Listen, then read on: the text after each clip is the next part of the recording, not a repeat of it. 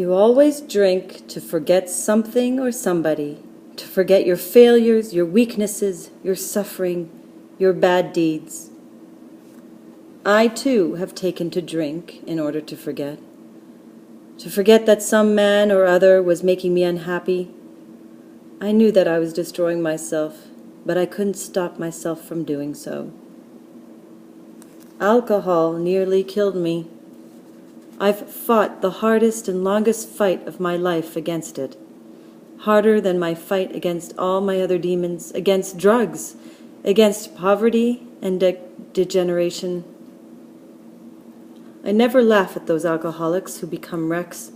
I know the hell they have gone through. I very nearly became a wreck too, but I survived. I'm living proof that one can survive this situation. The first time that I really got drunk was after I left the cemetery when my little daughter was buried. I went into a bistro and I drank 4 pastis, one after the other, neat from a big glass, without taking a single breath. After the last mouthful, everything began to spin round in front of me. A sharp pain pierced my skull, and I collapsed on the floor. I was knocked out, dead drunk. Early next morning, when I came around, I realized that whatever pain you were suffering, alcohol relieved it. Alcohol made you forget. And I started drinking again, straight away. It didn't seem unusual to me in the milieu where I was born. Everyone drank. When I was a baby, my grandmother gave me each morning a bottle of red wine diluted with water to give me strength. Strength! It just succeeded. And the press have described it often enough in making me blind, or nearly so, until the age of 7. And without that miracle at Lisieux, it was a miracle so great that I don't dare speak of it, as though it were sacrilege to mention it. Alcohol also seems to be a miracle sometimes, but a miracle performed by the devil. As soon as I had discovered that drinking allowed me to forget, I was lost. I always had something to forget, hadn't I? Whether I was poor or rich.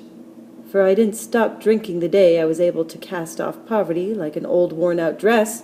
Riches don't prevent you from suffering and from wanting to stop suffering. The worst moment for me was surely something that happened in New York. It was due to the young man for whom I'd done so much, the one I've mentioned already. I don't want to give his name, for if someone has done me harm, I let them remain anonymous. He had just left me after a horrible, sordid scene. I sang that night, as I did every night, at the Versailles. Hadn't I had the courage to sing the night Cerdan died? So why not?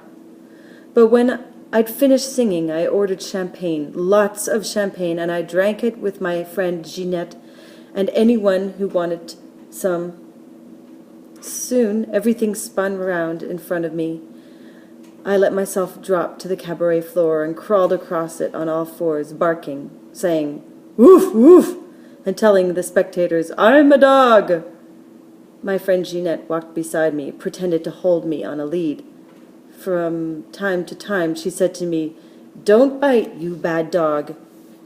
It was ghastly, disgusting, yet at the time, I wasn't suffering. On the other hand, whenever I was as crazy as this, I wasn't just hung over the next day. I was ashamed.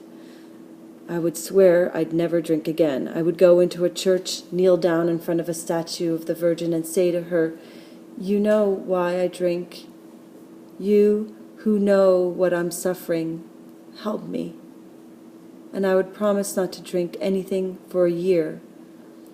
But soon I would meet another man, and everything would begin all over again.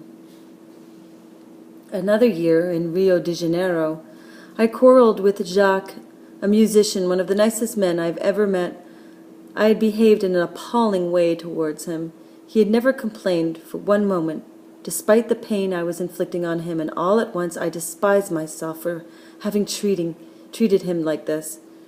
So I shut myself up alone in my room with bottles of beer lined up within my reach, and I drank and drank in search of sleep and oblivion.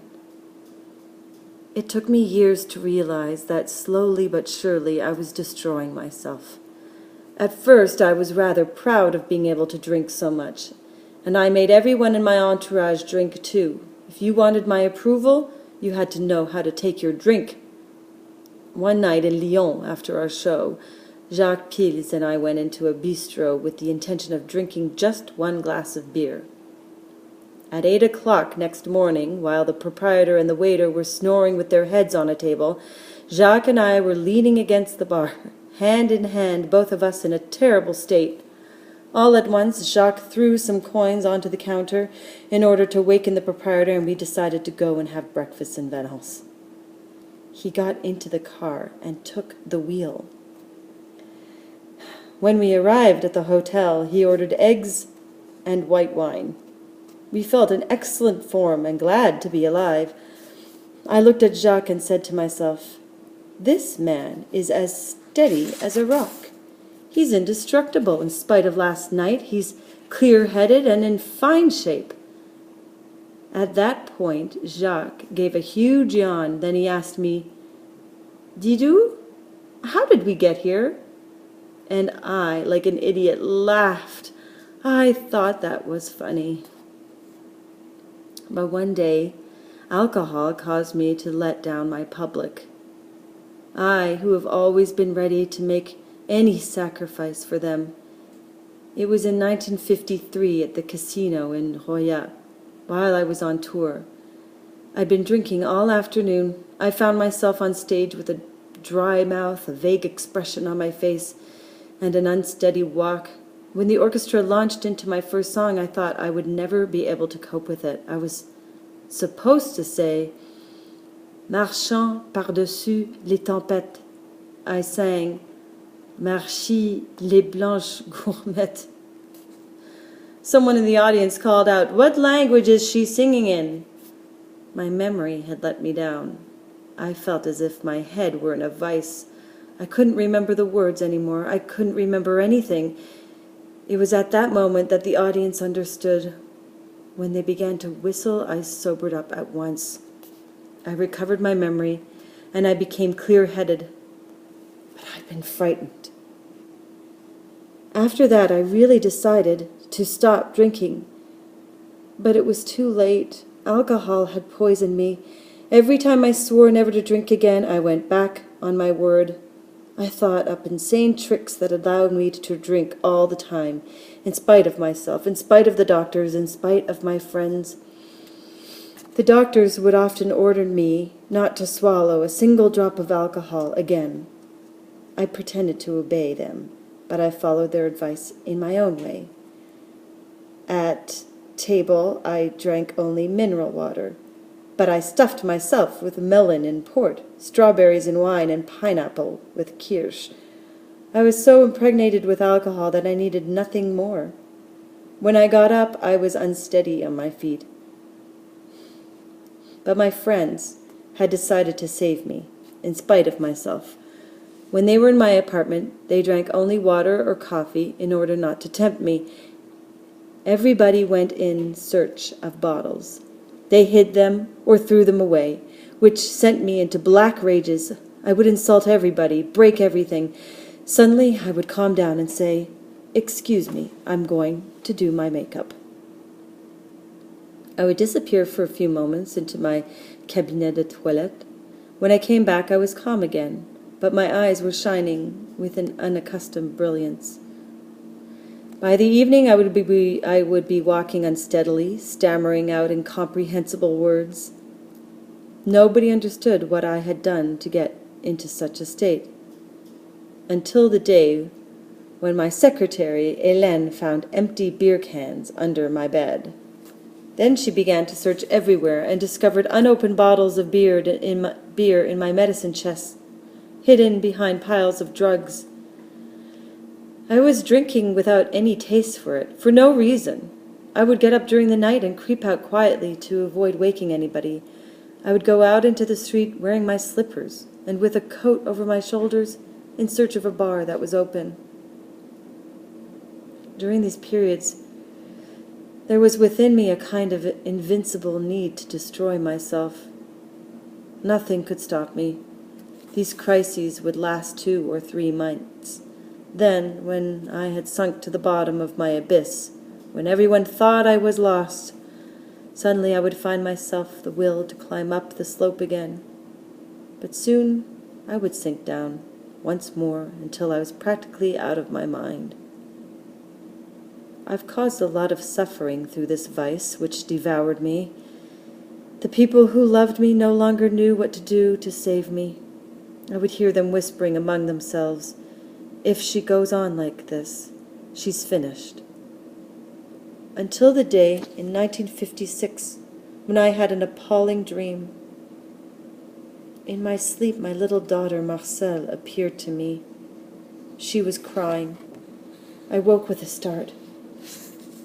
I said to myself that it was I, her mother, who was making her cry. I've already told you that I believed in dreams, in life after death. That same evening, Loulou Barrier, my impresario, went with me to a clinic for alcoholics. The next morning, the nurse asked me, "What do you usually drink?" "White wine," I replied, "beer, red wine too, and then pastis and whiskey as well." The nurse noted all this on a record sheet. Each time she replied, "Fine." The first day of my drying out passed in total euphoria. Every half hour they brought me something to drink. In that order, a glass of white wine, then a glass of beer, then red wine, pastis, and whiskey. I found this treatment was not very painful. By evening I was absolutely drunk. The first remark that the nurse on duty had written on my record said, "At 2 a.m., the patient sang at the top of her voice, 'I belong to you, and let's be friends forever.'" But it was a method designed to cure me. After that, they gradually withheld and withdrew the alcohol, and I began to suffer. By the end of the second week, I thought that if they didn't give me a glass of something immediately, I would die. For 48 interminable hours, I screamed. I thrashed about my bed. I was totally delirious. All round me I could see a seething mass of gnomes in white overalls with huge grinning faces, and in front of me stood the consultant, who looked like a giant. The gnomes and the consultant brandished their fists in my face. Then they attacked me. At that moment I screamed with fear, and the vision would fade for a few seconds. Then the nightmare started again. The gnomes and the doctor reappeared. They would utter imprecations, shout, threaten me again with their fists. Even if I closed my eyes, I could still see them. It lasted 2 days. I thought that I was going to go mad. Nurses held me down flat on my bed and wiped away the sweat and tears that mingled on my face. I was like a puppet, shaking and shivering. I struggled and I called out, "Protect me! The dwarfs are coming back. They're going to kill me. I beg of you, chase them away." I pleaded for mercy and shouted, "Help!" I prayed to heaven for my nightmare to end, and I called on death to deliver me from fear. Suddenly, at the end of those 2 days, the gnomes and the doctor disappeared as though by magic. It was time. I couldn't stand it any longer. The doctor examined me and said, "You're cured." I was. From that day, I've never touched alcohol.